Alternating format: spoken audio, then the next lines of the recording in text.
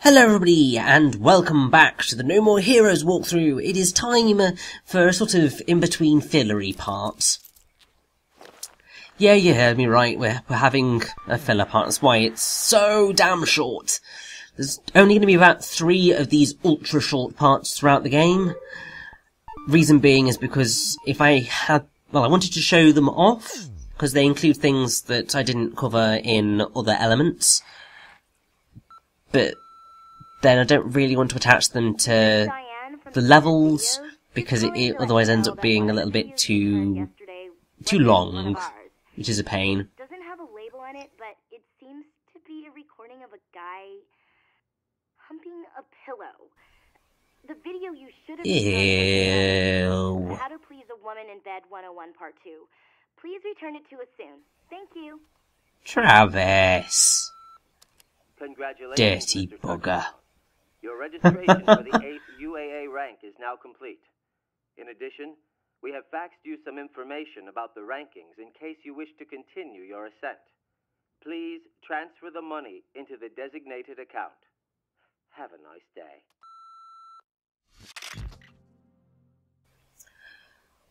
So, what, you may ask, are we doing today?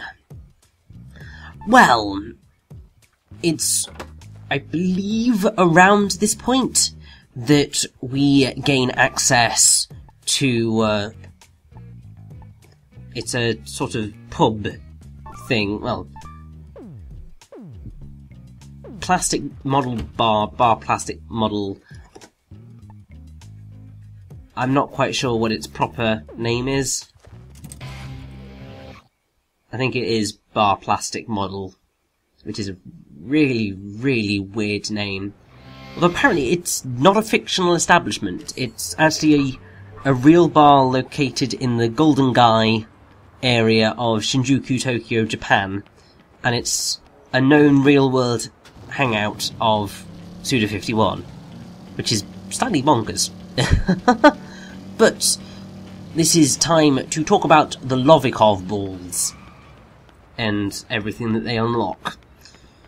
Because just around the corner from Thunder Ryu's building, we have this pub.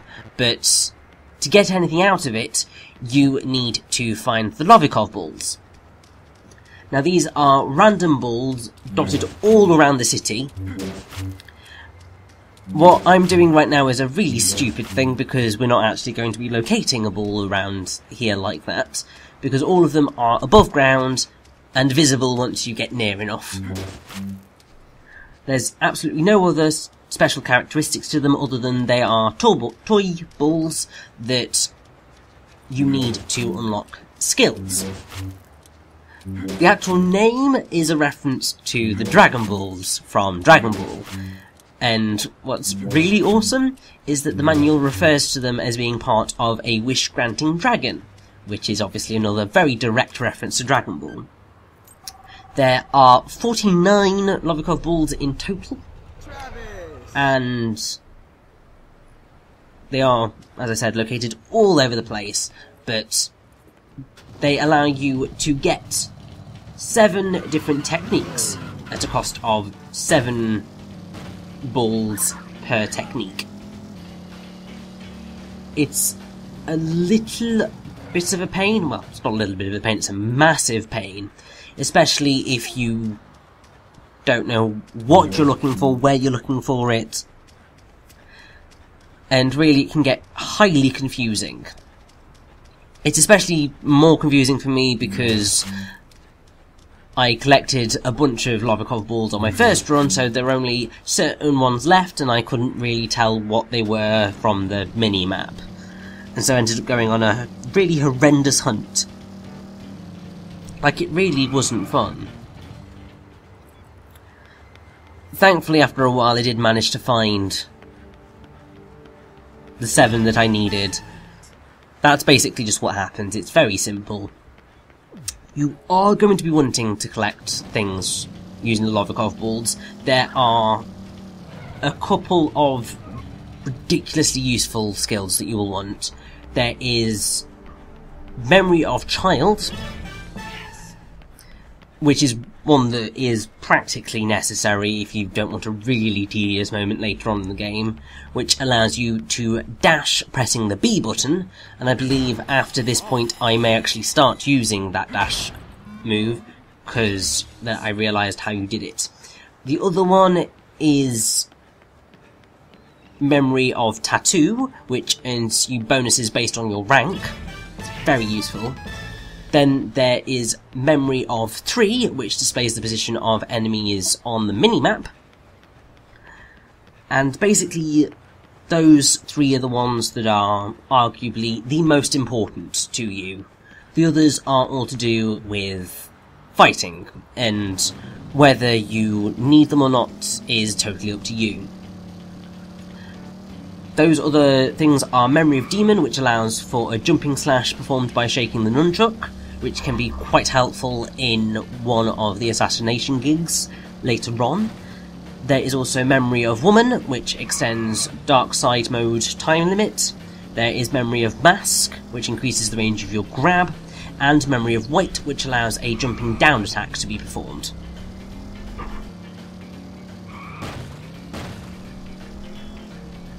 Which is...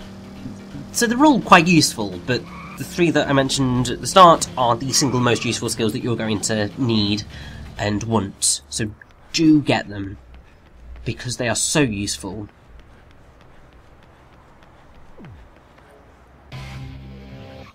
Now another fun little fact is that this is one of the only establishments in Santa Destroy where you don't hear Heavenly Star. What you instead hear is a clean, instrumental version of The Virgin Child Makes Her Wish Without Feeling Anything, which is the song that is sung by... oh gosh, it's Dr. Peace during his fight.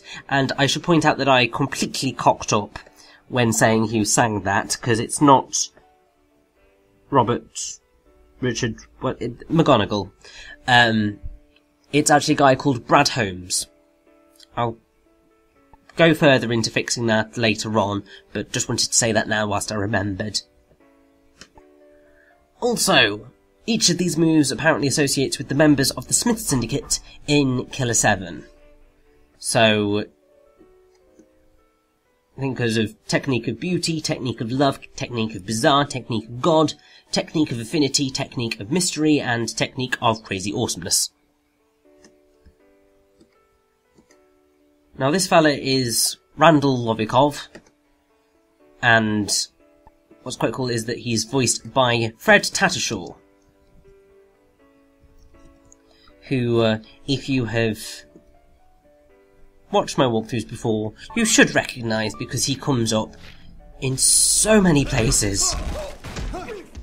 He's one of those ultra-prolific characters, even if you may not have actually heard him in a huge role. So he is Qui-Gon Jinn in the early Star Wars The Clone Wars TV series. He is Patcher in Season 1 of The Emperor's New School. He is... oh gosh. Master Shifu in Kung Fu Panda Legends of Awesomeness. Kevin Finn / Clue in Tron Uprising. He's voiced Hulk in a ridiculous number of TV series. Like, seriously, a lot. He's also Gato in Naruto, or Gato, whatever. He is the voice of Samuel L. Jackson in Team America World Police, Loz in Final Fantasy VII Advent Children, General Gato in TMNT. He is... oh gosh... Abyssian in Tales of Symphonia, Frost Tiger in Beautiful Joe 2, Poseidon in God of War. He's also done some voices in Destroy All Humans, Cop, Navy Admiral, male vocalizations. Agent Johnson and Roland in The Matrix Path of Neo. Oh gosh, literally so many things. Typhon in God of War 2. Oh gosh.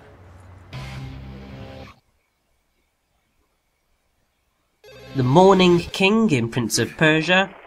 which are Prince of Persia. That being the 2008 version. He is also, What the hell's going as long as I can find it, Jeez, don't leave me hanging, honey. he's also been in other Platinum Games games. So James Shirogane and Chugi in the Wonderful 101. I can't remember what other Platinum games he's been in, because he's been in lots. And I can't see them, and it's frustrating me, because I should know them. I believe he's in... I don't know, but he's been in a lot of those. I think that probably covers a ridiculous number of his voices. He's in so much. He also voices another character in this game, so I'll have a chance to return to his awesomeness later on. But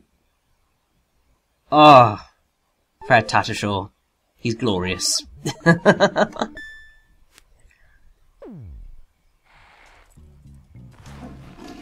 But that basically covers this part. As I said, it's very short, it's basically filler. But now that we've done all of that, we can go and take down rank number 7.